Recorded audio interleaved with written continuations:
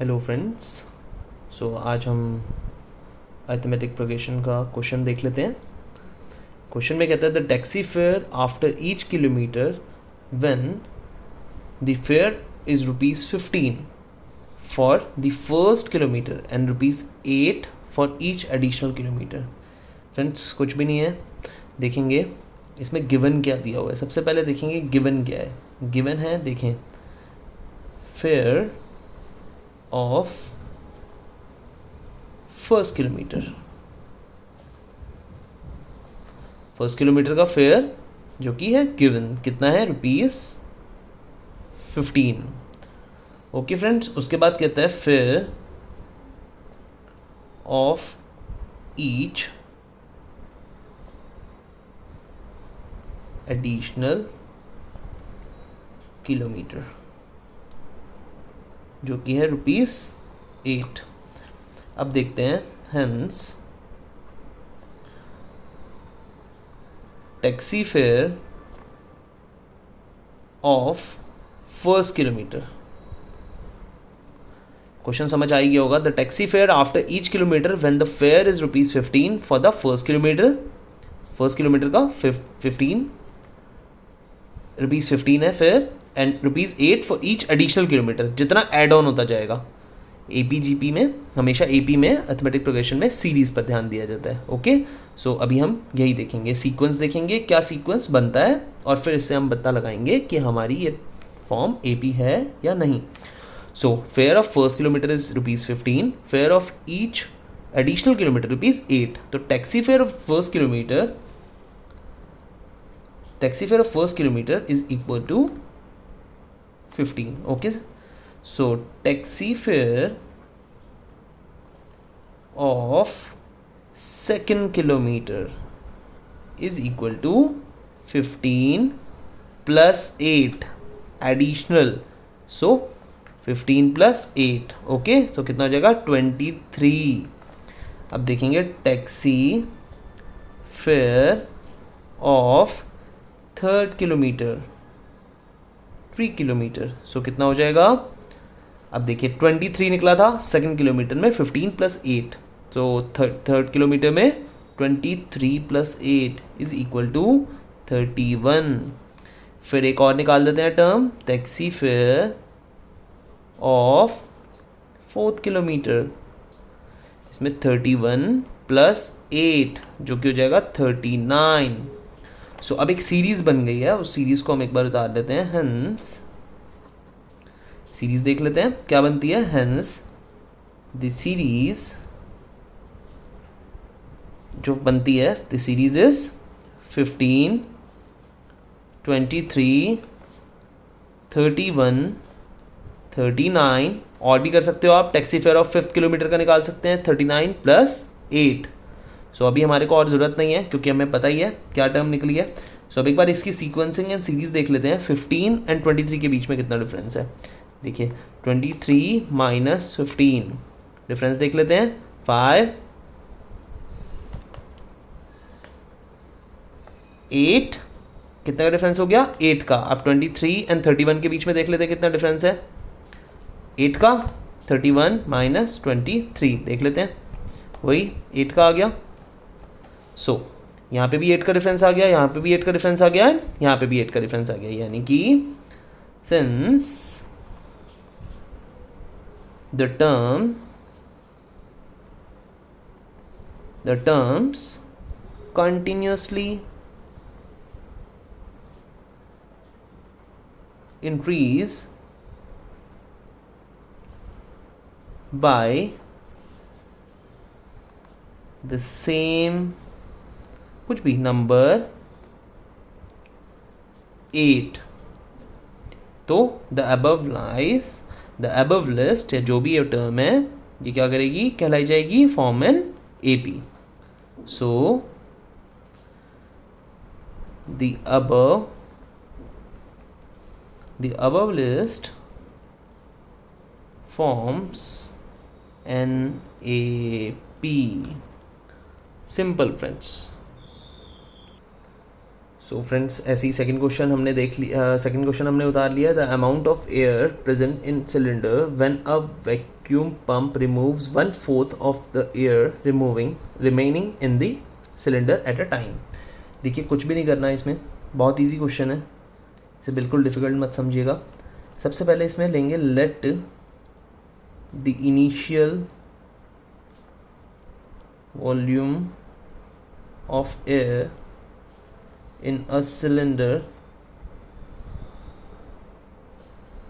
be x liter। अब देखेंगे in each stroke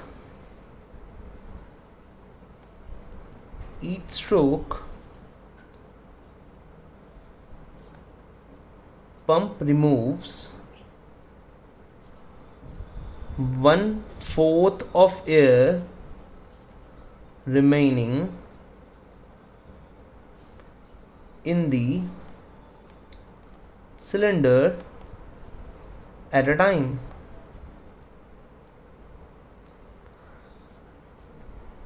okay, let the initial volume of air in cylinder be x litre मान लेंगे, क्योंकि initial value कुछ नहीं है तो इसलिए हम इनिशियल x मान लेंगे। वो बोलता है the amount of air present in a cylinder when vacuum pump removes 1/4 of the air remaining in the cylinder at a time.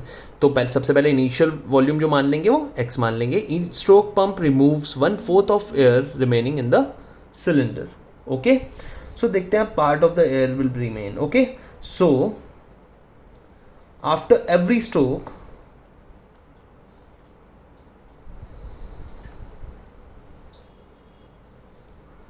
only 1 minus 1/4, यानी कि 4 बन जा 4, एलसीएम ले लेते हैं, -1/4 यानी कि 3/4 part of air will remain. Okay, 3/4 part of air will remain. Okay, so एक सीरीज बनती है अब यहाँ से, ये सीरीज ही देखने वाली चीज है। Series can be written as below. एक सीरीज बना लेते हैं जो कि फर्स्ट क्या होगा, इनिशियल वैल्यू हमने v मानी, फिर हमारा 3/4 आया तो ये हो गया 3 मल्टीप्लाई बाय v, 3v/4, फिर 3v/4 minus 3v/4 multiply by कौन सा, ओनली 1/4 पार्ट। ये एक सीरीज बन गई हमारी।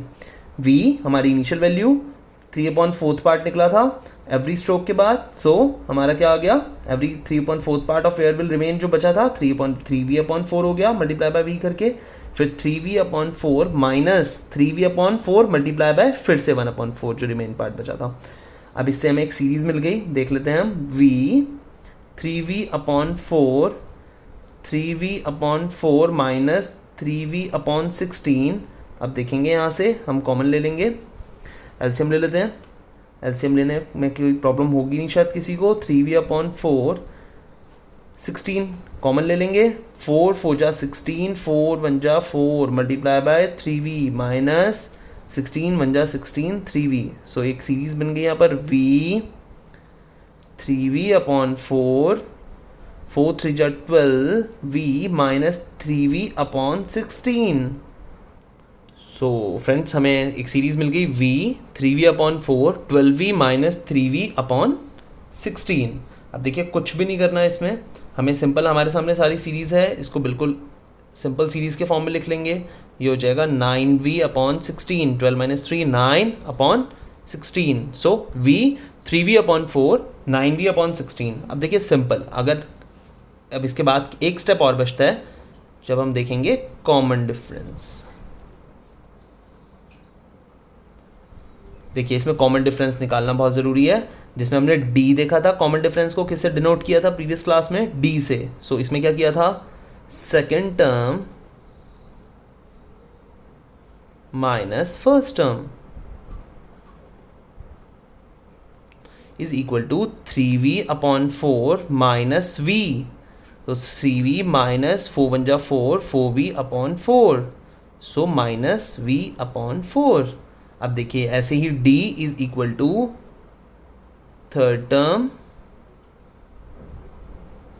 Minus second term. सो इसमें क्या हो जाएगा, देखेंगे 9v/16 माइनस 3v/4।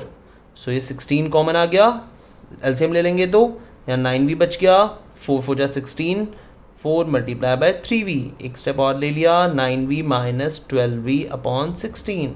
सो यहाँ से हमें मिल गया कितना, minus 3v/16।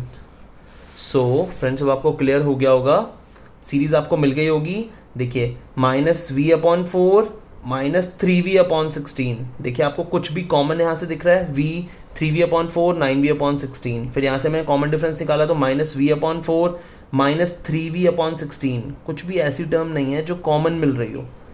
Okay, so common difference is not same. So D हमें पता चला। देखिए डी से ही हमें पता चलता है कि कॉमन डिफरेंस आता है या नहीं। अभी -v/4 आ गया, माइनस 3v/16 आ गया, v और 3v में कोई डिफरेंस नहीं आता, 4 4 जा 16 आता है, लेकिन कोई कॉमन डिफरेंस नहीं बनता। तो so common difference is not the same. D से आपको ये पता चल गया। So hence this is not an AP series, hence this is not an AP series. So friends, 2 questions हमने किए, इससे आपको मैक्सिमम समझ आ ही गया होगा। सो हम नेक्स्ट टॉपिक उठाएंगे नेक्स्ट क्लास में, नेक्स्ट क्वेश्चन देखेंगे। Thank you so much friends.